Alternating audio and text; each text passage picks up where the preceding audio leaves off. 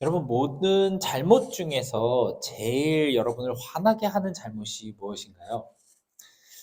사람들마다 조금씩 다 다를 수 있겠죠. 그런데 거의 대부분 동의하시는 한 가지 정말 큰 잘못은 알고도 저지르는 잘못이라고 생각을 합니다. 네. 심지어 특히 하지 마라. 그렇게 하면 안 된다라고 분명히 얘기를 했는데도 불구하고 계속 똑같은 잘못을 한다면 정말 그것이 우리 모든 사람들의 마음에 굉장히 어려움과 힘듦과 분노를 일으키는 그런 일이 될 것 같습니다. 그것으로 인해 참 많은 갈등이 빚어지죠. 우리 아들이 여기 없죠. 네, 우리 아들이 네, 학교에서 참 많은 것을 배웁니다만 좋은 것도 배우고 제가 배우지 말았으면 좋겠다고 생각하는 것들도 많이 배웁니다. 하루는 아들이 이빨을 막 양치를 하고 나서 수건으로 얼굴을 이렇게 닦고 막 바닥에 탁 놓고 가더라고요. 그래서 아들 수건 걸어 그랬더니 아들이 이렇게 이러면서 막 실룩실룩 하면서 가는 거예요. 그래서 너무 기분이 나쁘고 당황스러워서 좀뭐 훅 올라오는 게 있어가지고 그래도 처음 하는 거니까 얘가 무슨 뜻인지 잘 모르고 하는 거겠지. 그러고 그거 얘기하면 안 돼. 그거 얘기하면 아빠 화나. 어른한테 그런업한테 그렇게 얘기하는 거 아니야? 라고 했더니 뭐 하여튼 뭐 알았다고 갑니다. 그런데 그 다음 순간 제가 뭐 이렇게 딱 다른 거 뭐 아들 뭐 빨리 그거 끄고 이제 숙제하자 이렇게 얘기를 했더니 또 이렇게 똑같이 반복을 합니다. 뭐 하지 말라 그랬는데 두 번째까지도 잘 참았어요. 세 번째 이제 빨리 손 닦고 이제 들어가서 자야 돼 그랬더니 또 Who cares? 이러고 실룩실룩하면서 갑니다. 세 번째 되니까 너무 열이 받아서 제가 쿠션을 이렇게 진짜 풀파워로 집어 던졌어요. 근데 그 쿠션을 정말 정통으로 얼굴에 얻어맞고 아이가 막 억울하다고 우는 거예요. 막 엉엉 울면서 왜 아빠가 소파에서 그 베개를 던졌다고 엄마한테 이릅니다. Daddy throw the pillow 막 이러면서 막 울면서 얘기를 합니다. 그래서 저도 이제 막 좋게 화해를 이제 하려고 하는데 아내가 쓱 와서 그러더라고요. 너도 하지 말라는 거 맨날 하잖아. 우리는 하면 안 되는 줄 알면서 매번 계속 똑같이 저지르는 그런 잘못이 있습니다. 처음에 그렇게 그것이 나쁜 행동인지 잘 모를 때는 뭐 그렇다고 치더라도 다음번에 우리가 그것이 잘못된 행동이라는 걸 알면서도 그렇게 계속 똑같이 하는 그런 잘못들이 있죠. 그럴 때마다 우리는 마음속에 변명이라는 것이 생기게 됩니다.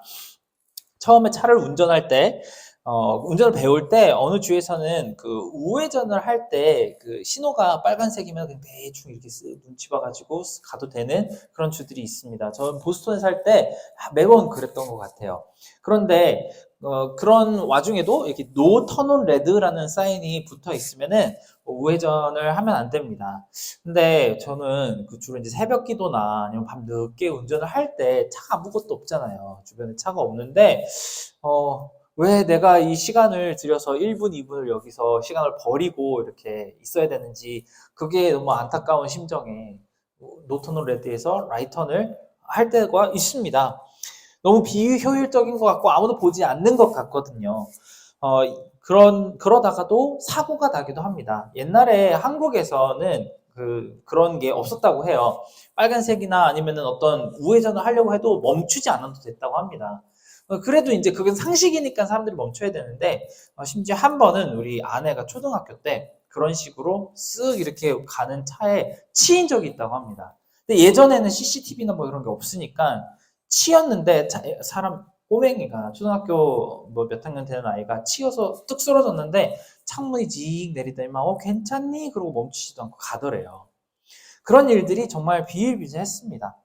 참 그런 모습들을 우리가 볼 때마다 인간은 미련하고 늘 같은 실수를 반복합니다. 거기에서 우리가 이 잘못을 다시는 저지르면 안 되겠다라고 배우는데도 불구하고 우리는 또 똑같은 잘못을 계속 저지릅니다. 이번엔 괜찮겠지라고 생각하면서 계속 똑같은 실수를 반복을 하는 것이죠. 우리 크리스천들도 마찬가지인 것 같습니다. 오늘 말씀을 보면은 이 말씀은 유대인들에게 하는 말씀입니다만 사실 크리스천들에게도 동일하게 마음속에 찔리는 부분들이 정말 많습니다. 우리는 크리스천으로서 하나님이 무엇을 좋아하시고 원하시며 무엇을 싫어하시고 못하게 하시는지 너무나도 잘 알고 있습니다. 우리는 십계명에 대해서 너무 잘 알고 있죠. 우리 좋은 유치부, 초등부를 나오신 분들이라면 십계명이 뭔지 1번에서부터 10번까지 다 이야기하실 수 있을 거라고 생각합니다. 우리 아들도 다 알고 있어요. 십계명이 뭔지 알고 있습니다. 이 중에는 하나님에 대한 율법 4가지가 있고 사람에 대한 율법 6가지가 있습니다. 살인하지 말라, 간음하지 말라, 훔치지 말라, 거짓말하지 마라, 탐내지 말라 등등의 율법이 있습니다. 제가 늘 제일 좋아하는 율법이 뭘까요? 내 부모를 공경하라입니다. 그걸 아이들한테 참 많이 써먹지만 Yeah, but you lie 이러고 막 또 깐족대는 아이들이 있어서 참 마음이 아픕니다. 그리고 하나님에 대해서는 우상을 섬기지 말고 다른 신을 섬기지 말고 하나님의 이름을 거룩히 여기고 안식일을 거룩하게 지키라는 그런 말씀들이 다 있다는 것을 알고 있죠. 그리고 한술 더 떠서 우리는 이런 율법들이 그저 진짜 어디 가서 누구 죽이지 말라거나 간음하지 말라, 바람피지 말라라는 뜻을 넘어서서 누군가를 혐오하거나 싫어하지 말고 누군가에게 음욕을 품지 말라 마음속으로부터도 거룩함을 지키라라는 뜻을 가지고 있다는 사실을 다 알고 있습니다. 근데 그럼에도 불구하고 우리 크리스천들이 어떤 잘못을 저지른다면 99% 확률로 우리는 그것을 알면서 저지르는 잘못입니다. 그렇지 않나요? 오늘 말씀 그리고 오늘 말씀을 넘어서서 성경 전체는 이미 하나님께서 우리에게 무엇을 원하시는지 어떤 거룩을 추구하기를 원하시는지 잘 알려주고 있습니다. 그리고 우리는 그것을 알고 있으면서도 불구하고 우리 스스로도 잘 못 지키고 한술 더 떠 못 지키는 사람들을 비판하고 판단하는 일까지 아니면 가르치는 일까지 합니다. 오늘 말씀을 안타깝게도 우리가 유대 사람을 교회 사람으로 바꾸고 율법이라는 단어를 믿음 아니면 신앙으로 바꾸고 할례를 세례로 바꾸어서 그대로 다시 한번 읽어보아도 정말 찰떡같이 우리의 삶 가운데 맞아 들어갑니다. 우리에게 하는 말씀인 것이죠. 그렇게 유대인들처럼 우리 또한 하나님께서 무엇을 요구하시는지 너무나도 잘 알고 있음에도 불구하고 지키고 있는 것도 있는가 하면 지키지 못하는 것도 굉장히 많습니다. 그리고 우리가 교회를 다니면서 늘 생각하게 되는 것이 나는 신앙생활을 저만 해도 못된 신앙이니까 나는 교회에서 신앙생활을 벌써 37년 했는데 왜 나는 아직도 내 마음이, 내 인격이, 내 삶의 정결함이 나아지는 것이 없을까? 재작년 그 5년 전, 10년 전하고 비교해 봤을 때 내가 왜 나아지는 것이 하나도 없지? 라는 고민을 하게 됩니다.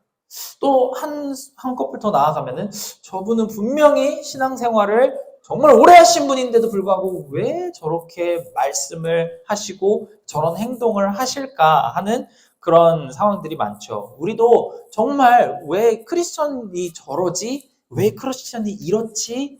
어떤 자매가 나는 쓰레기야라고 자꾸 얘기를 하시는데 왜 우리는 이렇게 살고 있는지 왜 우리는 이런 삶을 살고 있는지 혼란스러울 때가 있습니다. 참 크리스천이 크리스천다워야 되는데 말이죠. 파리에 혹시 가보신 적 있으신가요? 프랑스의 파리에 가보면은 노트르담 대성당이라는 큰 성당이 있습니다. 노트르담 대성당이 한 3년 전에 불에 많이 화재가 나가지고 많이 탔다고 하는데 저는 대학교 1학년 때 노트르담 대성당을 가봤어요. 그때만 해도 제가 1학년이 들어가기 전이라서 고등학생이었을 때입니다. 명목상으로는 무료로 들어갔어요. 그런데 성당에 커다란 문이 3개가 이렇게 있습니다. 근데 문이 되게 특이해요. 센터 문이 있고 옆에는 지옥의 문이 있고 또 다른 옆에는 천국의 문이 있습니다. 딱 봐도 이제 조각만 보면은 지옥의 문과 천국의 문을 구분하기가 정말 쉽습니다. 거기에 천국으로 들어가는 사람들이 그 조각이 되어 있고 지옥으로 들어가는 사람들이 조각이 되어 있습니다. 놀랍게도 천국의 문으로 들어가는 사람들과 지옥의 문으로 들어가는 사람들의 차이가 거의 없어요. 조각의 표현으로 봤을 때 거의 없습니다. 심지어 지옥의 문으로 들어가는 그 문 위에 조각된 사람들 중에 성직자도 굉장히 많고 그리고 그 신자들, 세례받은 신자들도 엄청 많이 조각이 되어 있다고 합니다. 이 노트르담 대성당이 지어지기 시작한 게 1100년대고 다 만들어진 게 거의 200년이 넘게 걸려서 만들어졌기 때문에 1300년대에 만들어졌다고 합니다. 우리가 지금 시점에 생각해봐도 거의 한 1000년 전에 지어진 이 성당을 짓는 사람들도 크리스천이라는 사람들, 예수 믿는 사람들, 교회 열심히 다니고 심지어 저처럼 교회에서 성직자로서 아니면 목사로서 봉사를 하는 사람들을 정말 있는 그대로 판단하고 봤을 때 이 사람들의 삶이, 마음이, 언행이 천국에 들어가지 못할 만큼 비판받아 마땅한 사람들이 많다라고 생각을 했던 것 같습니다. 그리고 지금 노트르담 대성당이 지어진 1000년이 지난 지금 우리의 삶을 봐도 사람들은 여전히 똑같이 생각을 합니다. 크리스천들을 봤을 때 정말 이 사람은 정말 하나님의 제자 같고 예수님의 제자 같고 그래서 이 사람은 누가 봐도 천국에 들어가기 합당한 사람이다라고 하는 사람 거의 없고 누가 봐도 이 사람들이나 세상 사는 사람들이나 우리가 우리 입으로 지옥 갈 사람들이라고 하는 그 사람들과 다를 것이 거의 없다라고 생각을 하는 것입니다. 사도 바울은 이에 대해서 엄청난 커다란 문제를 제기하고 있습니다. 24절에 보면 이런 우리를 두고 이렇게 비판하는 것이죠. 하나님의 이름이 너희로 인해 이방 사람들 사이에서 모욕을 당하는구나. 하나님을 모르는 사람들 사이에서 우리 때문에 하나님을 욕먹이는 짓을 하는 것이죠. 우리는 매일 성경도 읽고 있죠, 여러분. 제가 이제 잠언이 다 끝나서 그 다음 걸 안 보내고 있긴 한데 잠언 마지막 26, 7, 8, 9, 10, 30장 보니까 뷰수가 제로던데 여러분 열심히 좀 읽어주시면 감사하겠습니다. 좀 무서운 세상이에요. 참 목회하기 힘듭니다. 네, 우리는 성경도 읽고 설교도 듣고 성경 공부도 하기 때문에 하나님이란 분이 어떤 분인지 너무나도 잘 알고 있습니다. 그리고 교회 울타리 밖에 있는 사람들을 예수님이라는 그분의 팔로워를 우리를 보면서 하나님이 어떤 분인지에 대해서 판단을 하고 있죠.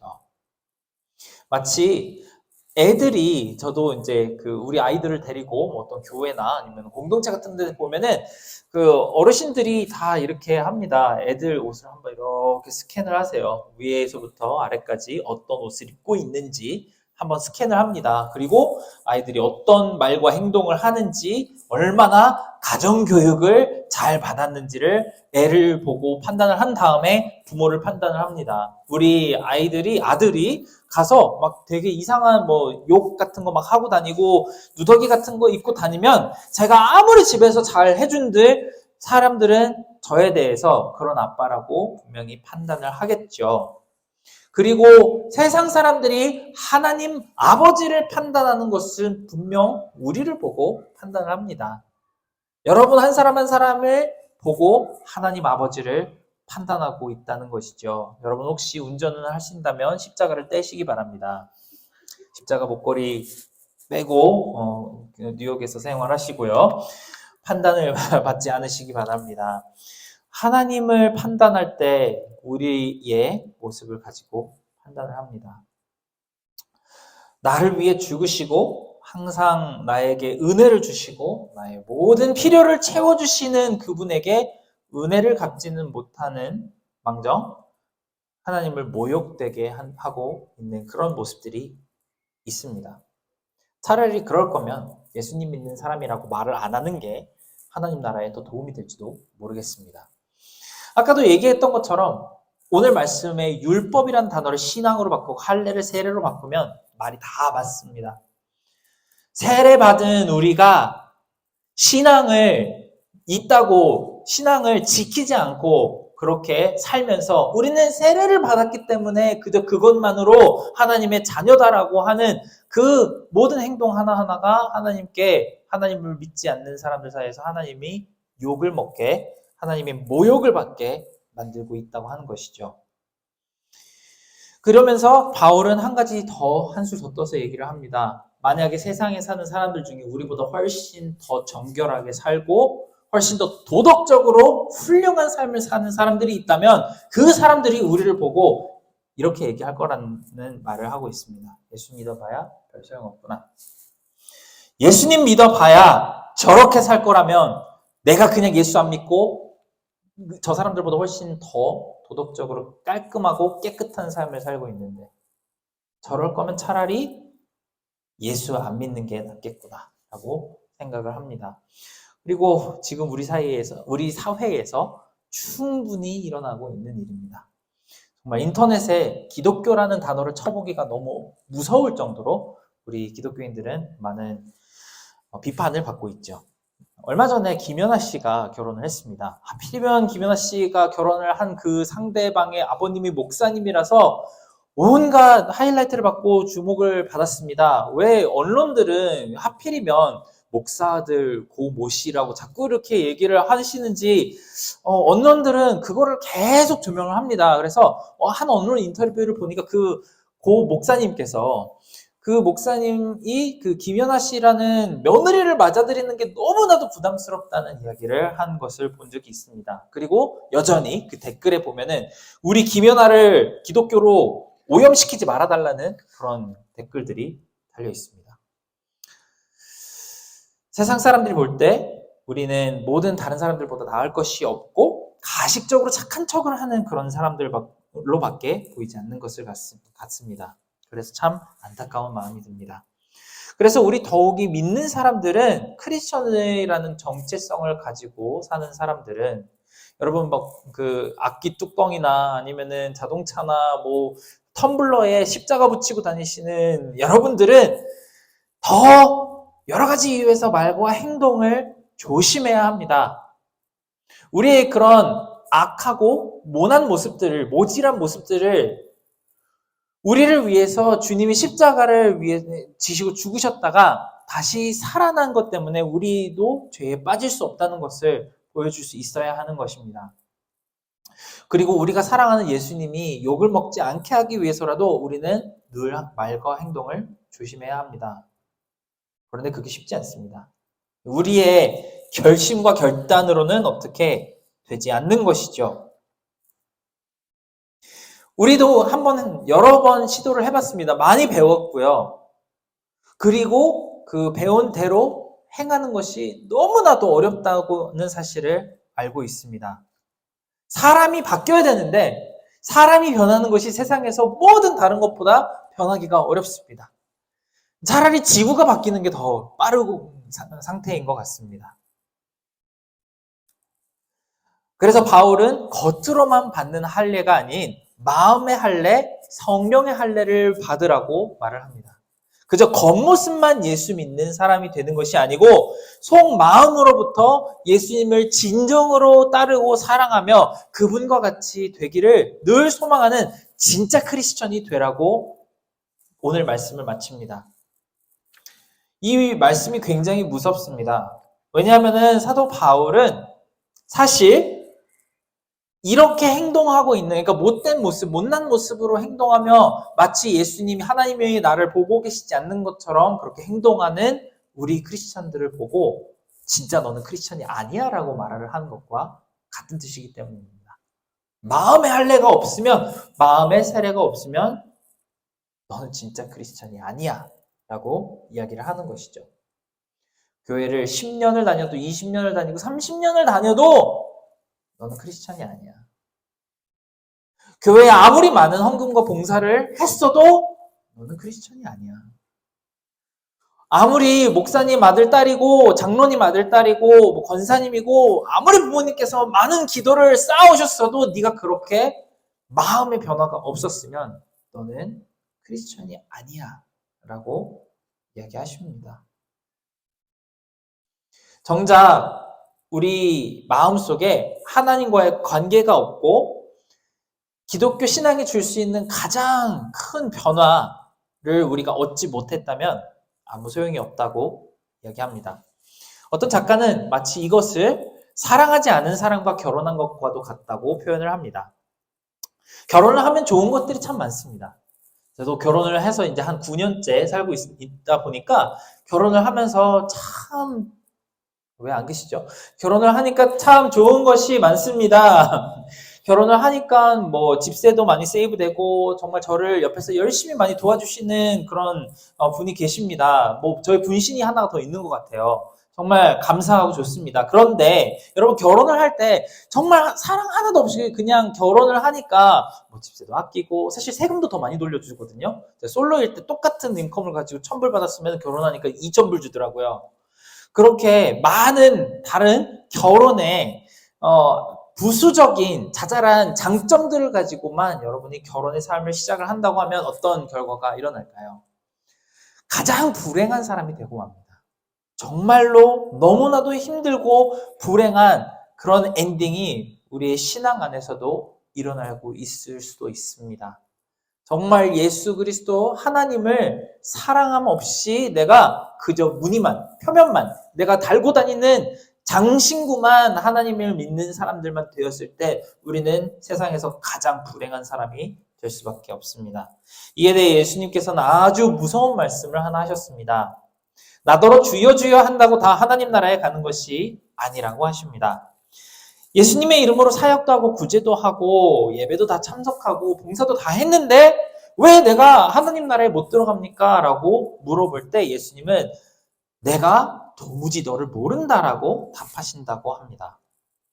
성경에서는 사람을 안다 모른다를 이야기를 할 때 그 사람에 대해서 인포메이션을 안다 모른다를 이야기하지 않습니다. 거의 가족과도 같은 그런 긴밀한 관계를 뜻하는 말이 성경 내에서 누군가를 안다, 모른다라는 뜻입니다. 그러니까 예수님께서 너를 모른다라고 하신다면은 너와 나는 아무 관계가 없어라고 이야기하는 것과 같은 뜻을 가지고 있다는 것이죠. 아무리 우리가 예수님의 이름을 가지고 나가서 맨하탄에 가서 전도도 하고 예배 봉사도 하고 그러는데 예수님이 어느 날 갑자기 나 너 모르는데? 라고 하신다면 정말 엄청난 충격이 우리에게 다가올 수밖에 없을 것 같습니다. 사도 바울은 마음의 할례를 이야기하며 복음을 받아들이는 것에 대해 먼저 이야기를 합니다. 많은 분들이 이렇게 얘기합니다. 사실 우리가 복음을 전하는 게 교회 밖에 나가서 전할 필요가 없습니다. 교회 안에도 복음 모르는 사람, 복음을 받아들인 적이 없는 사람, 예수님과 관계가 없는 사람들이 너무나도 많기 때문입니다. 교회 안에서도 먼저 복음을 전해야 합니다라는 이야기를 하는 사람들이 많습니다. 우리 크로스비 공동체는 어떨까요? 여러분은 각자의 마음속을 한번 되살펴 보길 바랍니다. 먼저 처음으로는 다른 사람들이 우리를 볼 때 우리가 진짜 저 사람은 입으로 내가 예수 믿는 사람이야 라고 말을 하고 다니지 않아도 저 사람 왠지 예수님 믿는 사람일 것 같다라고 생각하는 그 정도로 예수님 닮은 모습을 보여주면서 살고 있는지 생각해 봤으면 좋겠습니다. 저희 둘째 아들은 저랑 너무 붕어빵처럼 생겨서 누구 아들인지 물어보지도 않습니다. 그 집사님들이 한 번 그렇게 얘기하시더라고요. 목사님이랑 똑같이 생긴 애기를 봤어요. 누군지 얘기인지 알 것 같더라고요. 여러분들이 정말 세상에 살 때 이 사람 누구 자녀인지 알겠다. 예수 믿는 자녀인지 알겠다라고 그렇게 살고 있는지 한번 생각해 봤으면 좋겠습니다.